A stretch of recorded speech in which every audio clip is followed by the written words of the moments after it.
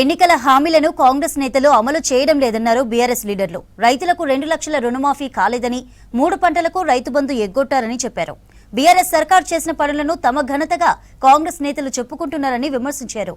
6 గ్యారెంటీలకు చట్టబద్ధత కల్పించాలని డిమాండ్ చేశారు. దీనికోసం అసెంబ్లీలో ప్రైవేటు బిల్లు పెడతామన్నారు గులాబీ లీడర్లు.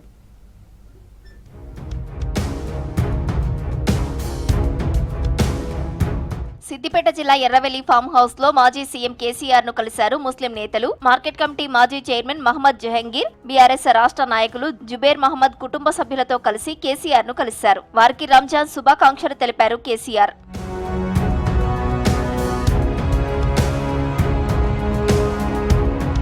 6 గ్యారెంటీలకు చట్టబద్ధత కల్పించాలని డిమాండ్ చేశారు బీఆర్ఎస్ వర్కింగ్ ప్రెసిడెంట్ కేటీఆర్. 6 గ్యారెంటీలలో అర గ్యారెంటీ కూడా అమలు కాలేదని చెప్పారు. 6 గ్యారెంటీలు అతిపెద్ద ఫ్రాడ్ అన్నారు. 6 గ్యారెంటీలకు చట్టబద్ధత కోరుతూ శుక్రవారం ప్రైవేటు బిల్లు పెడతామన్నారు కేటీఆర్. కాంగ్రెస్ హామీ ఇచ్చిన అంశమే కాబట్టి ఆ పార్టీ కూడా బిల్లుకు మద్దతు ఇవ్వాలన్నారు. 6 గ్యారెంటీల్లో ఈ రోజు వరకు అర గ్యారెంటీ కూడా అమలు కాలేదు. మేము ఒక బిల్లు, ప్రైవేట్ మెంబర్ బిల్లుని తయారు చేశాం. రాష్ట్ర శాసనసభలో, శాసన మండలిలో మేము ప్రవేశపెట్టబోతా ఉన్నాం. ఈ వచ్చే శుక్రవారం రోజు ప్రవేశపెట్టబోతా ఉన్నాం. 6 గ్యారెంటీలకు చట్టబద్ధత కల్పిస్తూ మరి వెంటనే దీన్ని ఆమోదించాలని కోరుతూ ఈ బిల్లును మేము ఇంట్రడ్యూస్ చేయబోతా ఉన్నాం. ఈ బిల్లుకు మద్దతు ఇవ్వాలని చెప్పి కూడా మా లాబింగ్ కూడా మేము చేస్తాం. 6 గ్యారెంటీలకు చట్టబద్ధత కల్పిస్తే ఎన్నో లాభాలు ఉన్నాయన్నారు కేటీఆర్. హామీల అమలు కోసం కోర్టుకు వెళ్లొచ్చని చెప్పారు. రైతులు, నిరుద్యోగులు, మహిళలతో అన్ని వర్గాలకు మేలు జరుగుతున్నందునే 6 గ్యారెంటీలపై ప్రైవేటు బిల్లు పెడుతున్నామని వివరించారు.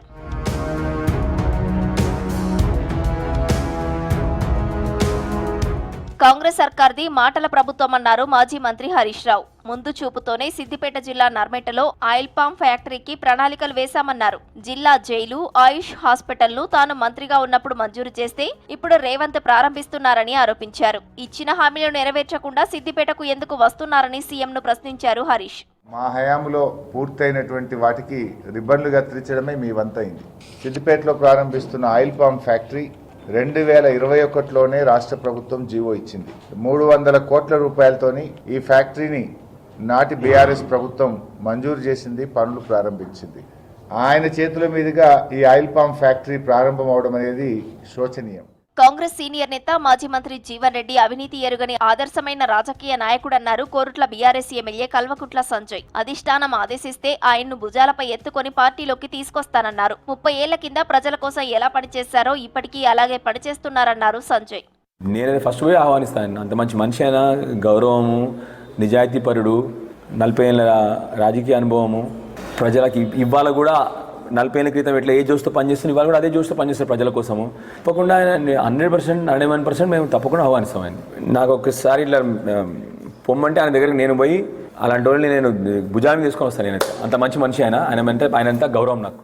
సోమవారం నుంచి తిరిగి ప్రారంభమయ్యే అసెంబ్లీ సమావేశాల్లో బడ్జెట్తో పాటు ప్రజా సమస్యలపై ప్రభుత్వాన్ని నిలదీస్తామన్నారు బీఆర్ఎస్ నేతలు.